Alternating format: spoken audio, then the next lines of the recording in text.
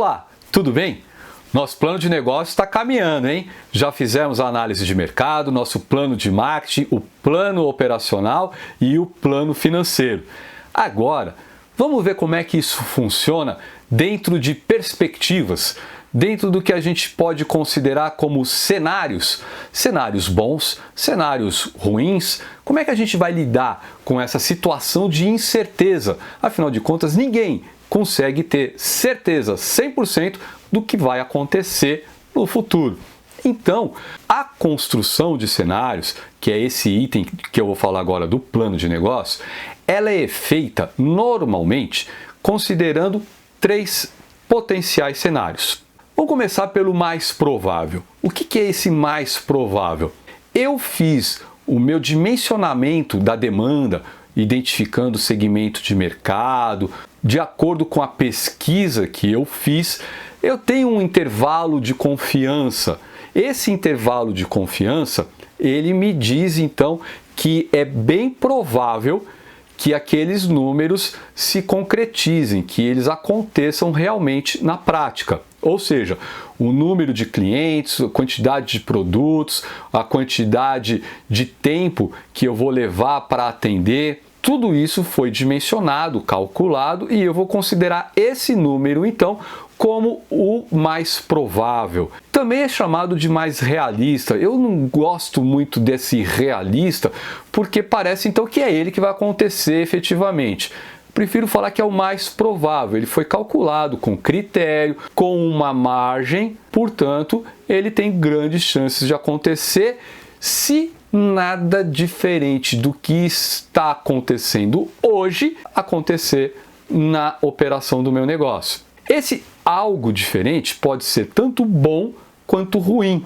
É claro que eu posso também já me preparar, porque existem sinais, existem tendências mostrando de como as coisas vão acontecer, de como as coisas vão mudar no futuro. Acontece que se eu estou trabalhando com essa perspectiva de já saber ou de estar mais ou menos me antevendo ao que vai acontecer, eu estou trabalhando dentro daquele mais provável. Por quê? Porque eu já meio que me preparo para o que vai acontecer.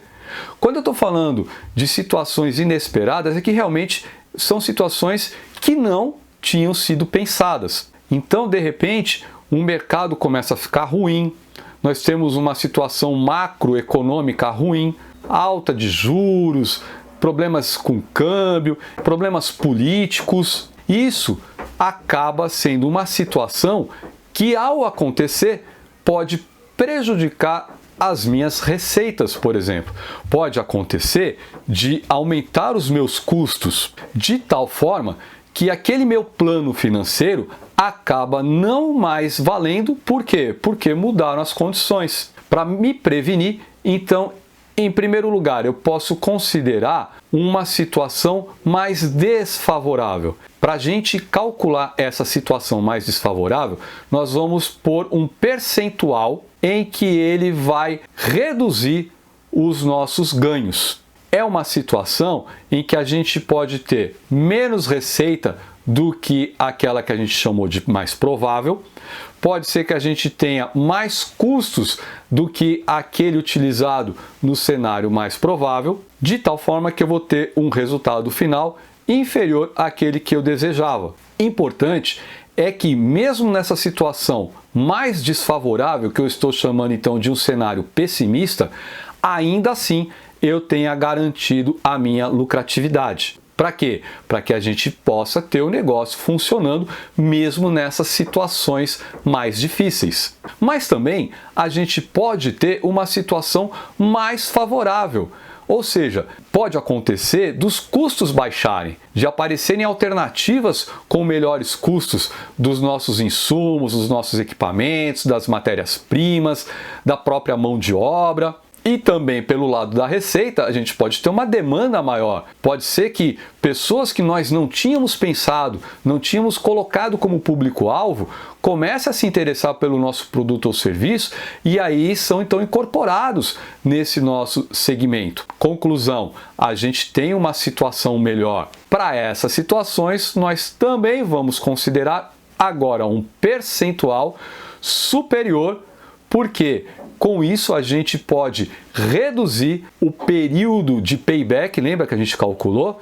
E aí poder fazer investimentos adicionais justamente para aproveitar esse momento favorável com o que a gente vai estar lucrando a mais do que aquilo que era colocado como mais provável. Então a gente vai estar preparado, ou pelo menos se preparando, para uma situação não desejada, que é ruim, que é pior do que aquela que a gente queria, mas também a gente já vai estar se preparando para uma situação melhor do que a gente acreditava que ia acontecer. Ou seja, eu já estou agindo, que a gente chama de forma proativa, me preparando. Isso é possível se a gente estudar o cenário, o mercado, os fornecedores, os concorrentes, a gente está acompanhando o que está acontecendo, olhar o histórico daquele setor, ou seja, nada vai cair do céu e nada vai sair simplesmente direto da sua cabeça. É preciso a gente conversar, buscar especialistas, fazer então essa análise de cenário que eu estou falando para vocês. E o outro item que a gente vai colocar então no nosso plano de negócio é a nossa análise estratégica, que acaba virando o nosso plano estratégico. Isso a gente pode fazer com o uso de algumas ferramentas. E eu quero falar para vocês de uma ferramenta que é bastante utilizada, que se chama análise SWOT. Por que SWOT? Vem do inglês, que no português seriam forças, oportunidades, fraquezas e ameaças. Então alguns chamam até de FOFA. F de força, O de oportunidades, F de fraquezas e A de ameaças. O que seriam essas forças, oportunidades, fraquezas e ameaças? Vamos fazer o seguinte, vamos olhar na tela do computador, porque lá você vai entender melhor como que a gente constrói essa ferramenta e a gente então pode identificar esses itens que fazem parte da análise SWOT para a gente elaborar a nossa estratégia. Vamos lá então? E essa aqui é a nossa análise SWOT, feita da seguinte forma. Nós vamos usar um diagrama em que nós temos o S de strengths, ou seja, forças, O de opportunities, ou oportunidades, W de weakness, que é fraquezas, e T, que é de threats, que é ameaças. Ou seja, nós vamos ver quais são as forças e as fraquezas da empresa. Nós vamos ver quais são as oportunidades e as ameaças. Bom, se eu estou falando de forças e fraquezas, eu estou me referindo a fatores internos. Se eu estou falando de oportunidades e ameaças, fatores externos. O que eu sou bom e o que eu não sou bom, ou o que me ameaça, que são os fatores negativos. Então, eu vou olhar para dentro da minha empresa, ou aquilo que eu estou pensando em criar, no caso que eu ainda não tenho o meu negócio estabelecido, quais são os pontos positivos que eu posso elencar, ou seja, quais são as minhas forças. Será que eu sou bom nisso que eu faço? Eu já conheço há um bom tempo, trabalhei muito tempo nesse segmento e aprendi. Eu tenho outras pessoas com boas competências trabalhando comigo. Os nossos produtos ou serviços são totalmente diferentes do que os outros, então seriam forças que eu tenho internamente. Agora, como pontos positivos do lado de fora, ou seja, os fatores externos, seriam as oportunidades.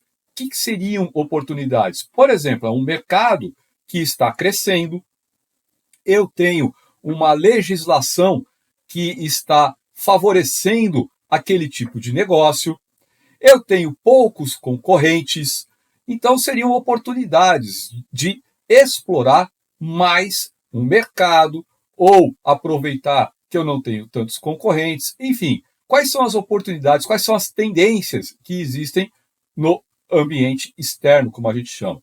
Agora, também tem que ficar atento aos nossos pontos ou fatores negativos. Dentro da empresa, quais são as nossas fraquezas? Se você quiser pensar de uma forma bem simples, seria o contrário das forças. Eu falei de bons produtos, produtos completamente diferentes. Eu poderia falar que o nosso produto é pouco inovador, que a gente tem um produto muito parecido com o que os outros já praticam. Mas, enfim, em vez de apenas ficar contrapondo aquilo que eu coloquei como forças, que outros tipos de fraquezas nós podemos ter? Por exemplo, a minha empresa é devagar em desenvolver novos produtos. Eu tenho um espaço pequeno para armazenagem. Eu não consegui ainda aprender direito quais são as características desse mercado. Eu preciso treinar. Então, já aí eu te dou uma dica, então. Se eu preciso o quê? Eu preciso fortalecer isso daí, porque é fraco, eu tenho um problema. Então, eu vou atuar em cima desses fatores negativos para melhorá-los e deixar de ser uma fraqueza, para pelo menos igualar a o que tem, por exemplo, os meus concorrentes. Porém, também tem ameaças. Ameaças que estão do lado de fora, que a gente chama então de fatores externos. Quais são as ameaças? Também eu poderia fazer da mesma forma, contrapondo as oportunidades, mas vamos fazer de uma maneira diferente. O que poderiam ser ameaças? Novos concorrentes entrando, novas maneiras de comercializar o produto ou serviço e que eu ainda não consegui visualizar. Veja bem, por exemplo, se já existir essas novas formas de comercializar, mas eu ainda não sei, não tenho know-how, aí não entra como ameaça, entra como o quê? Fraqueza, porque eu ainda preciso aprender, ok? Agora, então, as ameaças são ações dos concorrentes. Por exemplo, eles podem estabelecer barreiras de entrada, pode acontecer de um grupo de concorrentes se unir e aí eu ficar com problemas de entrar no canal de distribuição deles. Eu preciso estar atento para essas ameaças. Por quê? Porque eu preciso ter ação. Na verdade, aí é que eu quero encerrar com vocês essa análise SWOT por meio deste quadrinho que eu estou mostrando para vocês. Eu vou listar, então, tudo que eu tenho, que eu considero como forças, oportunidades, fraquezas e ameaças. Porque aí eu tenho condições de tomar decisões mais assertivas. As ações vão ser feitas baseadas em uma análise com dados, com critério, com pesquisa, porque aí eu não fico só no achismo, eu acho que vai, ou simplesmente porque alguém falou. Não, é uma análise do que é realmente o meu negócio, ou o que vai ser o meu negócio, do que eu sou capaz de fazer e o que está acontecendo no segmento de mercado que eu quero atuar e o que está acontecendo de forma competitiva com a concorrência e também legislação, questões governamentais, o próprio cenário econômico, que a gente vai analisar com dados para poder tomar as nossas ações. A análise SWOT é para isso, porque aí então nós temos um posicionamento estratégico para agir, para atuar de forma mais assertiva e concreta, próximo do real. Muito bem. Com essa ferramenta, com essa análise que a gente fez, a gente consegue então definir as nossas ações. Se a gente precisa se precaver contra os concorrentes, o que a gente tem que fazer, se a gente vai caminhar com eles, se a gente vai buscar outros parceiros para ganhar mais força, para a gente já estar preparado com as ameaças que a gente viu lá no nosso ambiente externo, como que a gente fortalece onde a gente ainda está fraco. Às vezes, exatamente por não ter um plano estratégico definido, é que o tal do plano de negócio não funciona. Nos números, estava tudo ok, mas não pensamos de forma estratégica, não elaboramos essa análise e aí então a gente não tem um orientador para saber o que vai fazer. Conclusão, o negócio acaba não dando certo. Bom, chegamos ao fim do nosso plano de negócios, mas como eu falei no primeiro vídeo de plano de negócios, ele não acaba aqui. Na verdade, a elaboração, a estruturação do plano de negócio, sim, mas agora nós vamos pegar esse plano de negócio e vamos levar para alguém ajudar a gente a ver se nós não esquecemos de nada, se nós não fomos otimistas demais, se nós consideramos o que tinha que considerar, qual é a perspectiva de outras pessoas. Onde que a gente vai fazer isso? Com conversas, com especialistas, às vezes buscando uma empresa de consultoria, com outras pessoas que já estão operando nesse ramo, nesse segmento, com investidores. A gente precisa avaliar se tudo aquilo está ok ou não. E olha, por favor, Deixa daquela coisa de achar que você não erra. Ah, imagina, eu fiz com todo cuidado, conforme todas as orientações, tá tudo certinho, não tem erro. Não pensa isso. Você pode errar. E se errou, assuma o erro. Qual o problema? Agora ainda é a hora de você consertar. Você ainda está na fase de planejamento. Então, ainda dá tempo, ainda dá para você corrigir. E se for o caso, infelizmente, se for o caso, você chegar à conclusão, puxa vida, não vai dar mesmo. Não deu. Pense em outro negócio. Pense em outra coisa, outra alternativa, outra oportunidade. Mas enfim, com essa avaliação, você diminui o risco de chegar lá na hora e ter a frustração do negócio não funcionar. Tenha isso em mente. É possível dar certo, mas é possível que você tenha cometido algum equívoco. Quem é que vai te ajudar a identificar esse equívoco? São outras pessoas, outros especialistas, enfim, outros olhos para o seu plano de negócio que vão te ajudar nessa avaliação. Ah, mas acontece que se eu fizer isso, vão roubar minha ideia. Bom, eu vou falar em um outro vídeo especialmente sobre essa questão de roubarem a ideia, que é quando a gente fala da importância da inovação para o nosso negócio. Mas eu já te adianto, não vai por aí não. Não vai pensando, vão roubar a minha ideia. Se você guardar só para você, o risco de dar errado é maior do que o risco de alguém roubar a sua ideia. Te garanto. Vai por mim. Então, vamos avaliar e aí sim, nosso plano de negócio está terminado para a gente ir para onde agora? Para o projeto, para a gente poder dimensionar o projeto, como se faz um projeto realmente para aí entrar na execução e o nosso negócio está funcionando. Eu falei para vocês logo no começo que muitas vezes o plano de negócio não dá certo, que faz e na hora da execução, na hora do vamos ver, não sai do jeito que a gente queria. Sabe o que eu identifiquei? Que justamente um dos problemas é a falta de projeto. Mas eu não fiz já o projeto? Não, você fez o plano de negócio. Agora a gente vai precisar fazer o projeto para que isso que está no papel vire realidade. E aí, se eu não fizer direito esse projeto, desde o planejamento e execução, pode ser aí a falha e aí é que o meu negócio não dá exatamente como eu tinha previsto ou estava no meu plano de negócio. Vamos ver como é que a gente faz isso daí para não correr esse risco, ok?